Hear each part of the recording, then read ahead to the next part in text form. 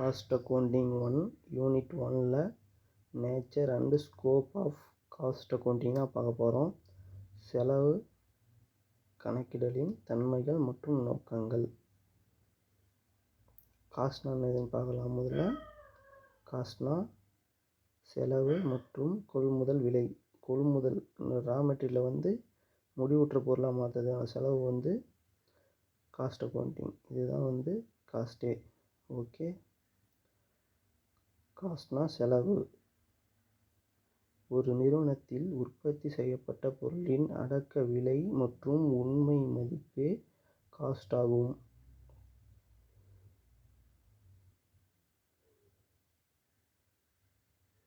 இப்போ மைண்ட் பார்த்துக்கலாம். Expenses of cost. Direct, indirect, நேரடி, மறைமுகம். Okay. Direct material, direct labour, direct expenses. பொருள், உழைப்பு, செலவு இதெல்லாம் கூட்டினா பிரைம் காஸ்ட் வச்சிடும். முதன்மை செலவு. ஓகே. இப்போ indirect material, indirect labour, indirect expenses இதெல்லாம் கூட்டினா over head. Working factory over head, office and administration over head, selling and distribution over head. Okay. 3 பிரிச்சிட்டோம். தொழிற்சாலை மேல்நிலை செலவு, நிர்வாக மேல்நிலை செலவு மற்றும் விற்பனை மேல்நிலை செலவு. ஓகே. Material, labour, expenses. இப்போ இதில் மெட்டீரியல், லேபர், எக்ஸ்பென்சஸ். இதுவே மெட்டீரியல், லேபர், எக்ஸ்பென்சஸ் மொத்தமே இன்டைரக்ட் தான். இப்போ இதில் எப்படி மெட்டீரியல் வரும்னு கேட்டிங்கன்னா, இதில் ஆயில்ஸ் போட்டிருப்பாங்க. அது மிஷினுக்கு தேவைப்படும். லேபரு அந்த க்ளீனிங் ஒர்க்கு, இதெல்லாம் எக்ஸ்பென்சஸ் ரெண்ட்லாம் பண்ணுவாங்க. அது இதில் அது போல் லேபரு, மெட்டீரியல், எக்ஸ்பென்சஸ் இதெல்லாமும் பேக்கேஜ் செலவு இல்லாமல். ஓகே. Okay, done. இப்போ ப்ரைம் காஸ்ட் கிடச்சிதா. இதெல்லாம் சேர்த்து போட்டால் ஒர்க்கிங் காஸ்ட் கிடைக்கும். அதோட office and administration overhead கூட்டினா எக்ஸ்பென்சஸை கூட்டினா, இன்டைரக்ட் எக்ஸ்பென்சஸை கூட்டினா காஸ்ட் ஆஃப் ப்ரொடக்ஷன் கிடைக்கும். காஸ்ட் ஆஃப் ப்ரொடக்ஷன் கூட செல்லிங் அண்ட் டிஸ்ட்ரிபியூஷனை கூட்டினா டிஸ்ட்ரிபியூஷன் ஓவர் ஹெட்ஸ், அதாவது இன்டைரக்ட் எக்ஸ்பென்சஸ் கூட்டினா காஸ்ட் ஆஃப் சேல் கிடைக்கும். காஸ்ட் ஆஃப் சேல்லேருந்து சேல்ஸ் கைஸை இதில் பேலன்சிங் ஃபிகர் தான் ப்ராஃபிட். Balancing figure amount. இப்போ என்ன பண்ணலாம்னா, இது ஒரு 5 ரூபா போல் வச்சுக்கலாம். இது முதன்மை செலவு. ஃபேக்ட்ரியில் ஒரு 2 ருபீஸ் செலவாகுது. Indirect expenses. ஓகே. கூட்டினா ஒர்க் காஸ்ட்டு 7 ருபீஸ். இப்போ ஆஃபீஸ் அண்ட் அட்மினிஸ்ட்ரேஷன் ஒரு 2 ருபீஸ்னால் கூட்டினா cost of production 9 rupees. Okay. Selling and distribution ஒரு 3 ருபீஸ் எக்ஸ்பென்சஸ் ஆகுதுன்னா இன்டைரக்ட் எக்ஸ்பென்சஸ். அப்போ காஸ்ட் ஆஃப்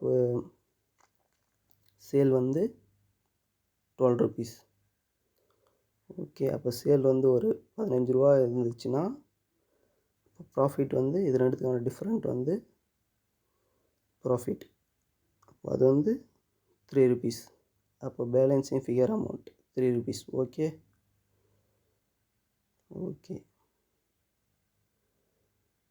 இப்போ ஃபார்முலாவில் பார்த்துலாமா. Direct material, direct labour, direct expenses கூட்டினா ப்ரைம் காஸ்ட். முதன்மை செலவு எவ்வளோ பார்த்தோம்? 5 ருபீஸ். அந்த 5 ருபீஸை இங்கே போட்டுக்கலாம். நான் ஃபார்முலாவை கிளியர் பண்ணுறதுக்காக நம்ம இதை நோட் பண்ணுறோம். Okay. Working factory over head, factory expenses ஒரு 2 ருபீஸ். அந்த 2 ருபீஸை அந்த பக்கம் எடுத்து போட்டு அந்த 5 ருபீஸோட கூட்டினா 7 ருபீஸாக working cost. Okay. Okay. Factory and administration overhead. Factory expenses ஒரு 2 rupees.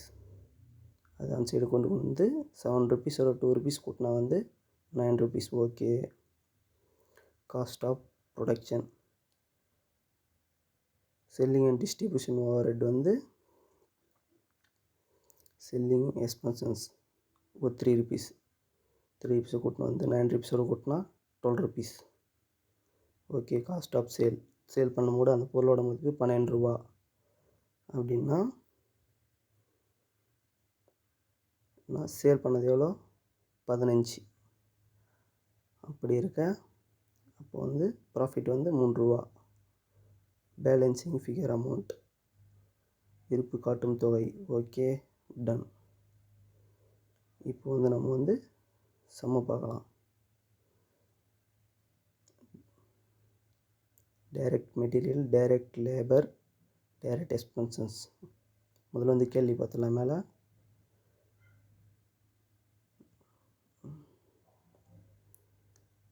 Cost of production, cost of sale, profit கண்டுபிடி சொல்லிக்கிறாங்க. Of the following details. Okay. Direct material, direct labour, direct expenses, factory expenses, administration expenses, sales expenses, sales. Okay.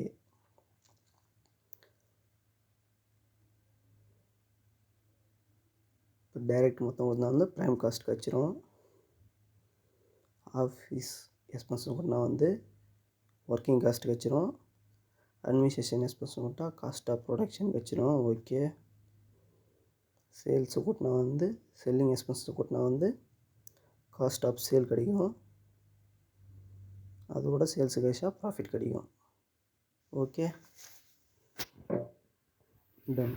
இப்போ வந்து நம்ம work பண்ணி பார்க்கலாம். Direct material, direct labour, direct expenses 10,000, 4,000, 500 கூட்டினா 14,500 prime cost. Office overhead, office expenses 1,500.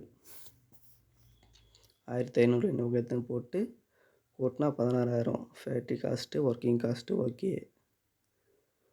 Administration overhead, administration expenses 1,000 rupees. இந்த பக்கத்தை போட்டு 17,000. Okay, done. Cost accounting, cost of production, sales 300 கூட்டினா வந்து 17,300 காஸ்ட் ஆஃப் சேல். அப்போ வந்து சேல் எவ்வளோ பண்ணிக்கிறாங்க? 20,000. அப்போது கழிச்சா வந்து 2,700. அதுதான் profit. Balancing figure amount. Okay. சம் புரியுதுன்னா லைக் பண்ணுங்கள், ஷேர் பண்ணுங்கள், சப்ஸ்கிரைப் பண்ணுங்கள், சப்போர்ட் பண்ணுங்கள்.